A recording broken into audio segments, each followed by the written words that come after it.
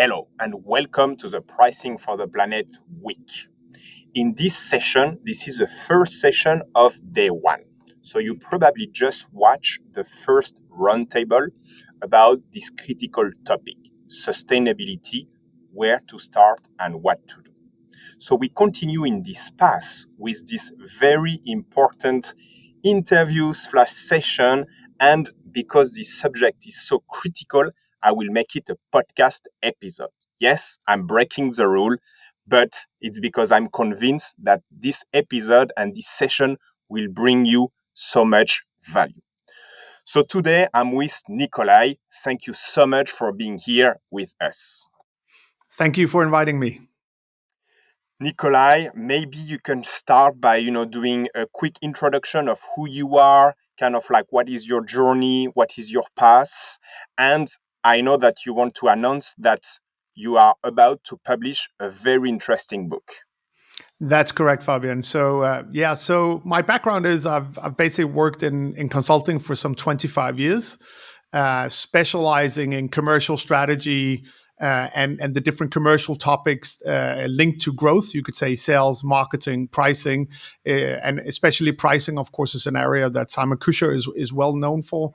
And I think one of the things we as a firm, and I'm very passionate about, is consumer sentiment, because that's at the heart and center of anything a company should do, really understanding how consumers feel about different topics. And I think the reason I'm here today, as you mentioned, is I'm currently about to launch a new book on sustainability, a strategy book called The Demand Revolution, that will be published by MIT in the beginning of October.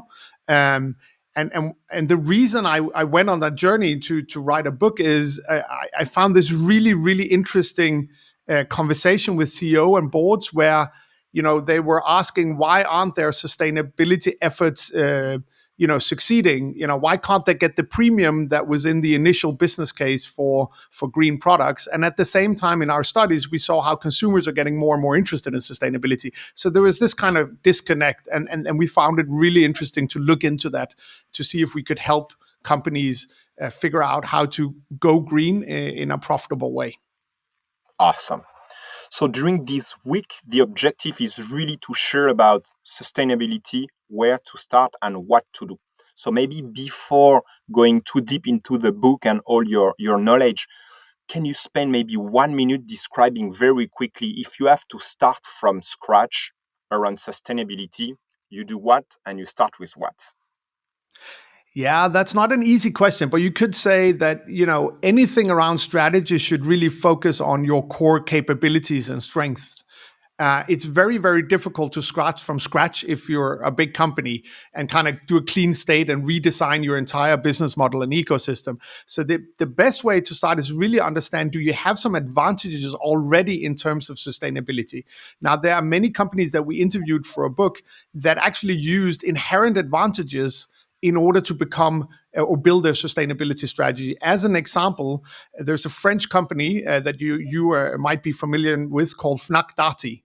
So Fnac Darty actually started as a service organization serving white goods, so repairing white goods. They then went into retail, and what they found out at some point is they actually had unique data on repairability. And you could say, what does repairability have to do with sustainability? Well, all customers understand that if you can keep a product longer, it's much more less wasteful. And I think what was really interesting is how Fnac Darty used that advantage to create a repairability score and use it in their stores in a way to bring products to market, marketing them as sustainable. So that was a key journey that they did, that I think is a great case in terms of leveraging existing advantages. Awesome. And then, so I want to spend time on the book. And, full disclosure, I love the book. And I think that's one of the biggest reasons why we are starting, the Pricing for the Planet week with this, first webinar with you, is because I think this book is fantastic. And I think this book is addressing what everybody's talking about, how you start, like how do you segment your customers, like how do you go to market if you want to be sustainable. So my first question, Nicolai, for you, it's you talk about like a fatal disconnect between what consumer wants and what companies are delivering in terms of sustainability. What are some of the biggest reasons why this disconnect exists?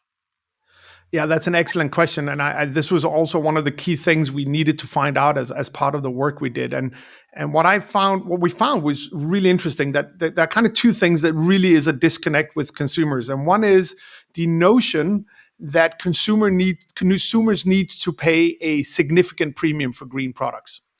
Now, of course, you could say initially, so 6, 7, 8 years ago, when I started helping my clients on this topic, that made sense because you were targeting a small segment of premium green champions, you could say, that they're willing to pay a premium. But as sustainability has moved into early majority, of course, early majority does not have the financial means to pay a premium on all their purchases if they're going green. And I think companies have been stuck in that notion that, either they can earn a lot of extra money or consumers can pay for the transition to zero without radically redesigning how they manufacture products to bring the cost down. So I think that's one of the key fatal disconnects. The other is what we call the quality penalty.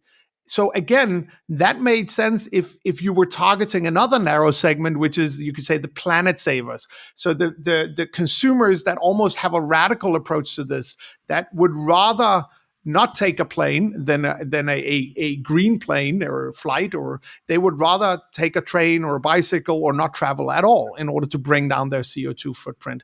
Now, for them, they might be willing to sacrifice certain other attributes such as design, quality, in order to get a less wasteful product. But the vast majority of consumers are not willing to do that. They're not willing to buy a car that can only go 50 miles on a charge, as an example. So, and I think the disconnect came because a lot of companies maintain these notions, and at the same time, they didn't invest or didn't innovate enough in order to bring down the cost of bringing sustainable products to market. And now they're caught in this catch-22 where the cost of going green is quite significant, and they're not able to do it at an affordable price for consumers. And then they're actually reducing their investments. At the same time, you see consumers saying, we actually want this, and they're also changing purchasing behavior based on it. And I will maybe talk about that a little bit later. Absolutely. No, very interesting. And I think, and I like the title, it's, this demand revolution. You are talking about this demand revolution going on, and that consumer are, interested in sustainability. They are willing to purchase sustainable products. But how do you foresee and how do you envision this revolution? And, what are the key signals that indicate that growing influence will really happen? Yeah, I think, and the reason we call the book the Demand Revolution is truly because we were fascinated to see that this is not a niche movement on the fringes of the vast majority of consumers. It's more a question of how many categories you're green within. So what we looked into is how do consumers act around sustainability today? We did a huge global studies with over 11,000 consumers 3 years in a row. We did focus group interviews, and what was really, really interesting to find out is, and here I need to look at the papers, but we have some statistics that 78% of consumers have sustainability as a top 5 value driver in at least one product category. 62% of consumers have it as a top 3 value driver. That means on par with price, quality, and brand, which is usually the 3 top ones, which is unheard of. I've never heard of a new attribute going that fast up in terms of priorities for consumers. And if you take the most green consumers, you could say 32% of consumers have sustainability as the number 1 value attribute in at least one category. So it's not in all categories, but one category. And what we also see from the studies is, as consumers start going green in one category, they find out, oh, it's actually not that difficult. I can get a product that actually is better for the environment and does fulfill my needs. So let's try with another category. So it's also a maturity journey. So we think in our segmentation model, consumers will move towards the right and be more and do more and more categories as these products become available. So I think what was really interesting is this is not a niche movement. This is the mass majority of consumers are prioritizing green solutions. But the reason that many companies haven't seen that directly in their numbers is there are a lot of barriers. The first one we talked about, affordability. The second one is availability. Very often, it's not easy to find a green product. You need to go to a special store, and that means consumers need to change how they go about their daily lives. The third one is very often companies are making it difficult. They're what we call talking gibberish to consumers. Very often, they're making these strange claims that consumers don't understand, which makes it very, very difficult to then choose a green solution. And I think another point that is really, really interesting is when consumers decide they want to buy a green or more sustainable product in a certain category, they're actually willing to spend significantly more time looking for the right brand and product. And this is, for me, this is a gift for companies or businesses, because that means, normally it's very difficult to get through the marketing noise. But when consumers are actually looking for a green choice, they're willing to investigate whether your product and your brand supports that claim. And they're ready to go quite deep. And that's a huge advantage if you understand how to leverage that through native marketing and other tools. So I think that's very important. Secondly, what we also found out, once consumers choose a certain brand, in a category, they're much more likely to also buy other type of products from that brand because they don't want to spend that time again. So once they trust a brand, they're more likely to do cross purchasing within the brand.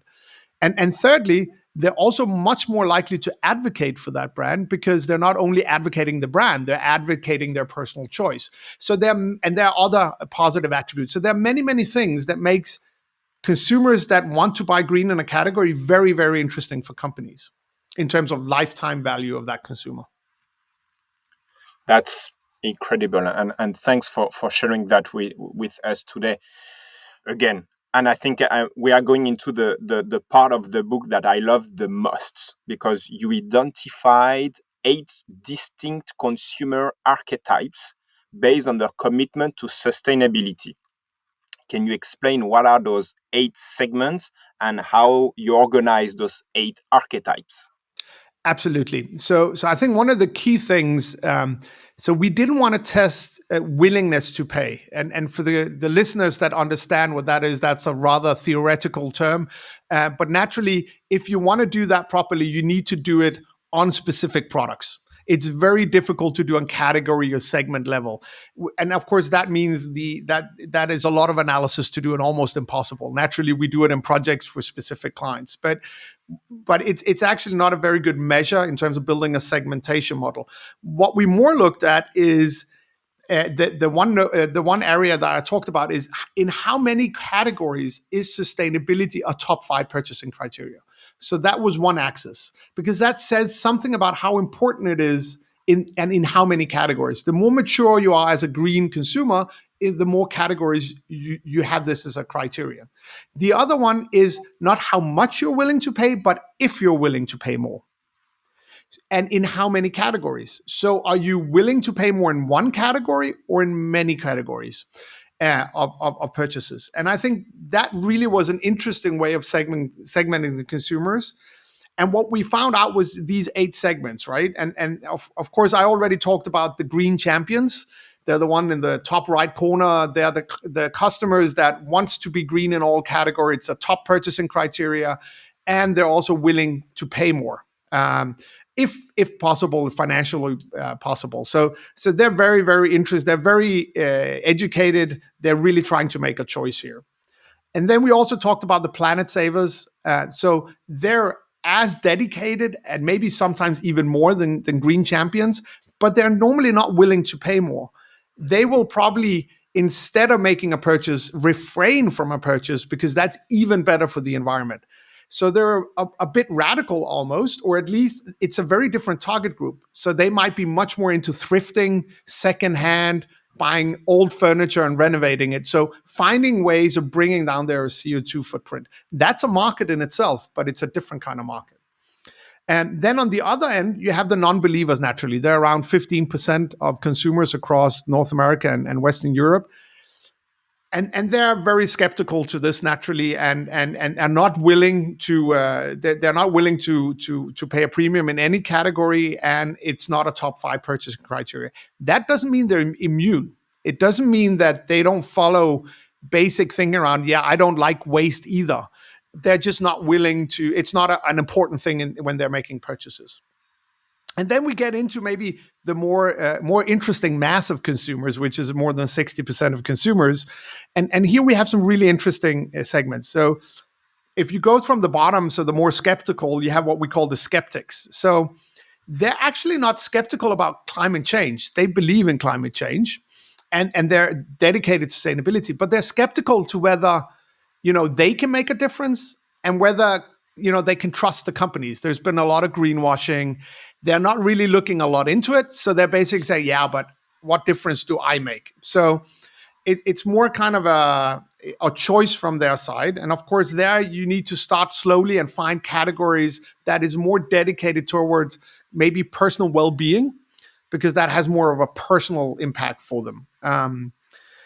Then you have the cost conscious. So they are more, there are more categories where it's a top five purchasing criteria, but they're not willing to pay as much. So they're a little bit like the planet savers, but a little bit more immature in terms of what they can do, what choices they can make. And they're not so radical that they're going to do a no buy and decide I'm going to do thrifting or secondhand instead of buying a new product. So they're basically waiting for this to be more available and more at a better price, more affordable.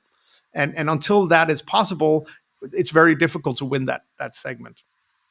Then you have a very interesting segment, which is the image driven. So the image driven are very keen on paying a premium. They're actually almost at a level of champions in how many categories they're willing to pay premium, but they're much more interested in kind of their personal image. So it's not in all categories. It's typical products where they can kind of talk about making that choice. So it could be designer clothes, it could be a Tesla, it could be something where they can kind of talk about, yeah, I'm going green. And so personal image, design, quality is as important.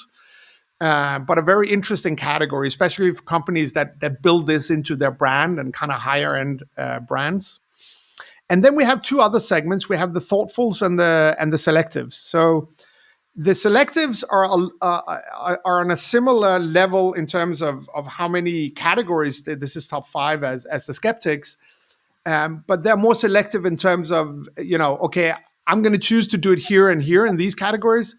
But when I go traveling once a year, I'm going to take an airplane, and I don't care what the footprint is. So they're quite selective in where they want to be more sustainable and where they're not. So it might be buying an electric car.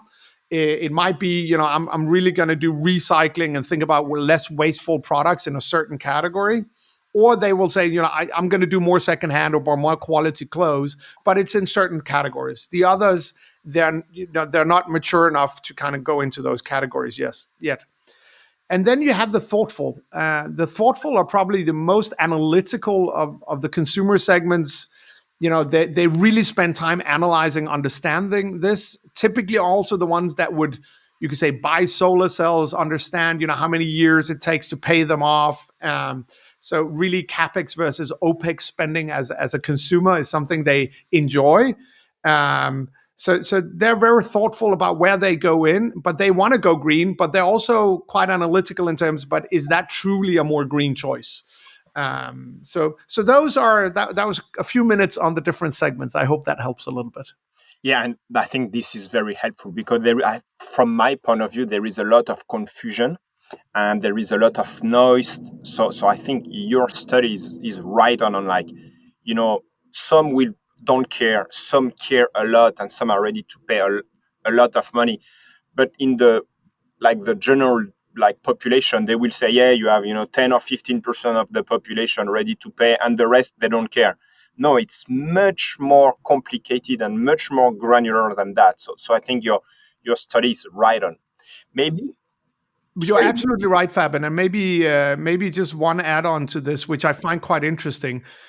there's a lot of trends and a lot of things consumers are doing due to the lack of green products.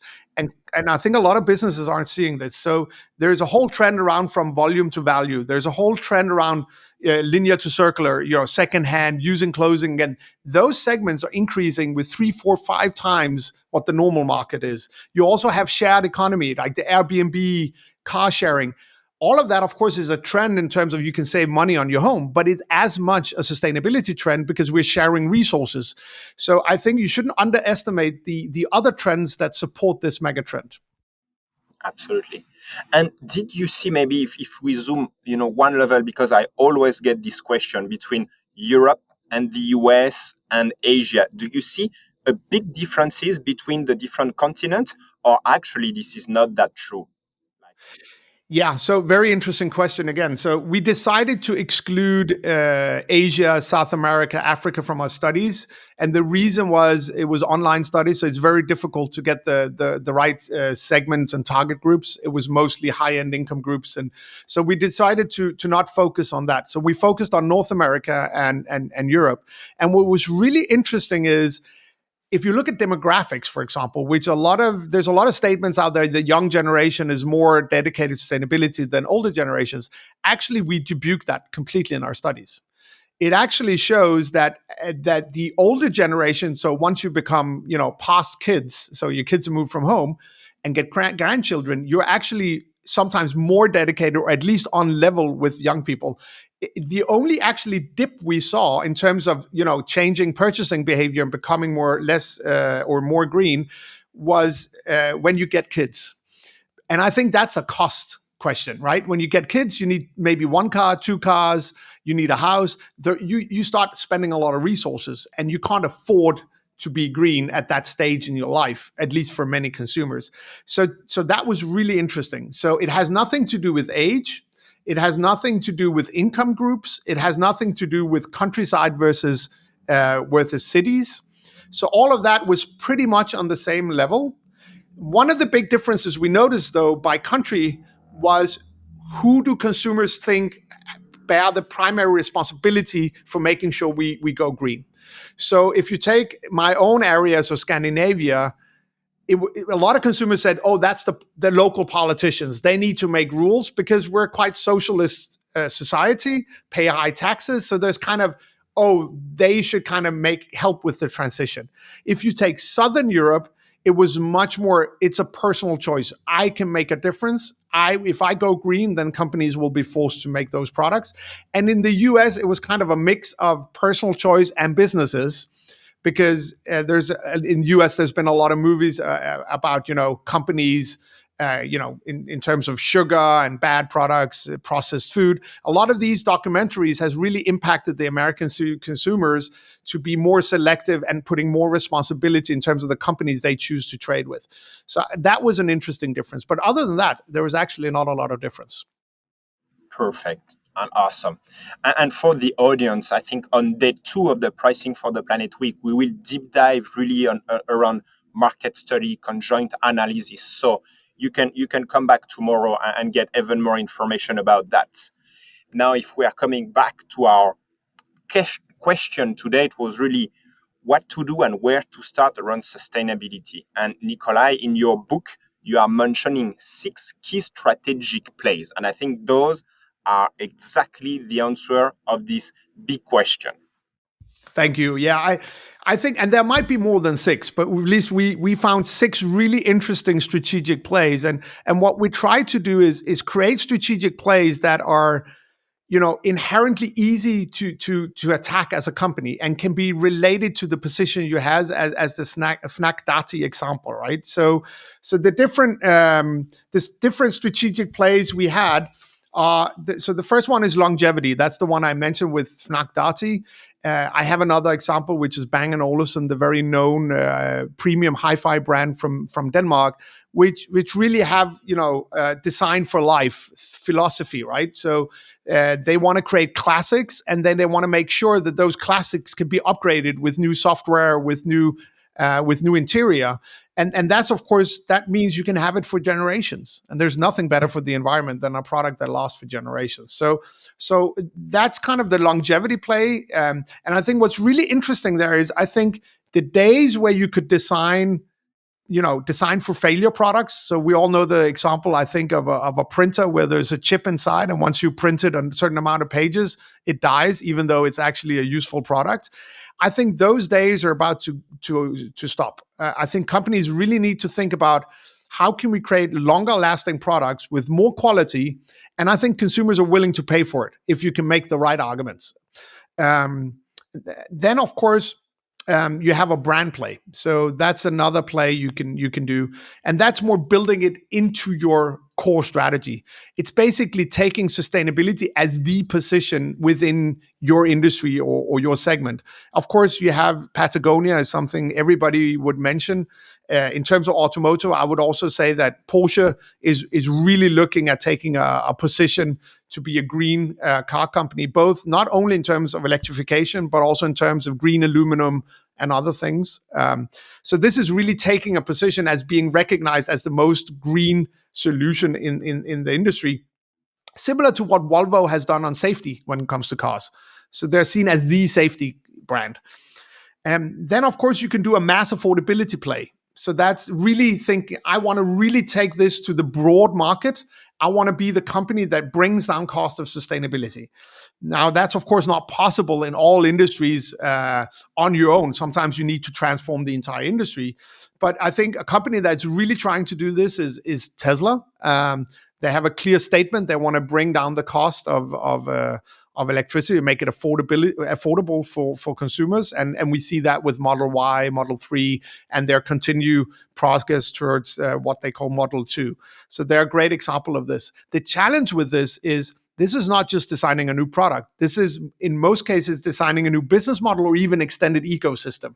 And it's basically about business model destruction and commercial creativity. So this is not an easy thing to do, but it has huge benefits. Then, of course, you could also do what we call an anti-waste play. So let's take an example. Let's take soda companies, right? That you go down. So basically, a lot of the waste comes from you're bottling a soda on a can or a plastic bottle, and then you're transporting that hundreds of miles, even sometimes, to a store, and then it's transported home. And that has a lot of inherent waste in it and CO2 footprint. But an anti-waste play is not just making, okay, how do we make more environmentally friendly plastic? It's basically, how do we remove the bottle? Should we actually not be shipping water? Should people just produce their own Fanta, Coca-Cola, Pepsi at home, and then we're just transporting the syrup? Nothing else. This is nothing new. There actually are solutions out there around this, but it hasn't really caught on because I think in terms of affordability, but also communication, it hasn't really succeeded. But that would really reduce the CO2 footprint of that kind of company. So that's the anti-waste play, usually very useful play in terms of food and other areas where you have a lot of plastic waste. Then you have the ease of choice play. So a lot of consumers, the reason they're buying sustainable is it's not available. So if you go to a lot of supermarkets, there isn't a green aisle like there's an ecological aisle, and there's a difference. So most ecological products actually have a bigger footprint than than non-ecological, but that's a different conversation. But it's very difficult for consumers to make a choice and also understand, how big of an impact does that make. So that's very important. And that's also about making it in the right stage of the sales process. And then the last one is the engagement play. And here in the book, we use Lego as an example. So this is really about engaging your customers in the journey, because no company can be sustainable overnight. It is a journey. But how do we involve our consumers in developing greener products? Can we kind of link it to their awards program? Can they get points if they buy more green products or if they return packaging or other things? So really a way of engaging the customers and being very open and honest is also a very strong way of kind of building a following around this transformation. And this is something a lot of consumers said is we don't want bold statements and crazy statements about, we're completely sustainable, because we know that's not true. What we want is honest communication around what does this mean and how can we join forces to do it. So I think that's very interesting. And maybe a last point to these 6 strategic plays. So as I said, there might be others out there, but for me, it's important to state that you can do multiple of these plays at the same time. It's not just one play. So you can do an anti-waste and a brand play and so forth. Perfect. Thanks a lot. I think those are, very pragmatic moves, and I think that's very helpful. There is one thing that I really liked. It was around this concept of engagement, like how do you connect consumer and how do you build like a sustainable community around their brand. Do you have some like advice or experience around that? Yeah, I think so. Again, engaging with consumers as a company is nothing new, but unfortunately, a lot of businesses are not very good at this. And of course, one thing is engaging them in innovation and so forth. But I think the interesting thing, as you said, is when you can engage customers in our following. Now that can be through, as I said, through loyalty programs. So as I said, you have a lot of consumers are very willing to advocate for green choices. So how can you make consumers, how can you give rewards if they advocate? So if they give you access to a new client or a new consumer, and again, Tesla does some of this. I don't want to use Tesla as an example everywhere, but they've actually been quite good at if you refer a client, you get a certain number of points, and then you can buy products. Right? That's a way of engaging clients. Another one is really the vision of how to go green and making sure you get your consumers interested in that vision and co-create these things. So in a lot of businesses that are good at this, you can sign up to be part of these development teams where you get invited in and give input. So there are many ways you can do this in order to get excitement and engagement that can also build your brand apart from giving input. Awesome. And you mentioned a little bit when we talked about like the 8 archetypes and segments of customers about, surprising discoveries. Do you have any other like surprises that emerged during, the time you wrote the Demand Revolution book? Yeah, I think there were. I think the 2 surprises we've actually already covered, right? So one was that demographics is trademarks are actually not important. That was a huge finding, I think. And I think that is very important for companies to understand. So it goes across, as I said, age and income groups, at least in the Western world. And then I think the other really interesting finding was basically the breadth of the consumer movement, as I said.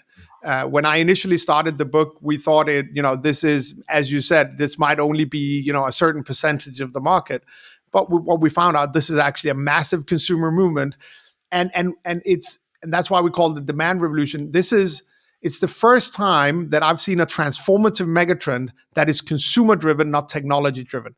And let me just spend a few minutes on the difference, right? So a classically technology driven megatrend is what you see most of the adoption curves develop based on, right? So you have slow adoption of new offerings because consumers need to understand what this new product can do, right? So they don't take it to heart immediately. So if you take e-commerce, yes, now you can buy products online, but can I trust it? Can I return it? What if it doesn't fit? All these things, right? So it actually took a lot longer than we thought to get to the share of e-commerce we have now. So it's a slow adoption. That means you can monetize early adopters because there are early adopters that are willing to pay a premium, and then you can reduce cost over time and move into early majority. So you could say a second mover strategy is actually not a bad strategy in an environment like that. And once you move in, competitors can catch up quite quickly because it's about products and it's sometimes it's about business model, but it's mainly about products and solutions, which you can copy in 2 to 5 years. But sustainability as a consumer driven megatrend is the opposite. So instead of slow adoption, it's rapid adoption. Because what we're saying is consumers don't need to change behavior. They're still buying the same product. Now it's just green. And that means there's instant adoption. We actually think there's a perception gap. So basically consumers are already at early majority, but companies are saying no, it's only it's not at early majority yet. It's the early adopters, so we should charge a premium. So there's a disconnect there, right? There's a limited willingness to pay, which means affordability is key. Second mover strategy is a huge risk because if you have a huge first mover advantages, but at the same time copying this is very difficult. It's a business model innovation. So that can take 5 to 10 years.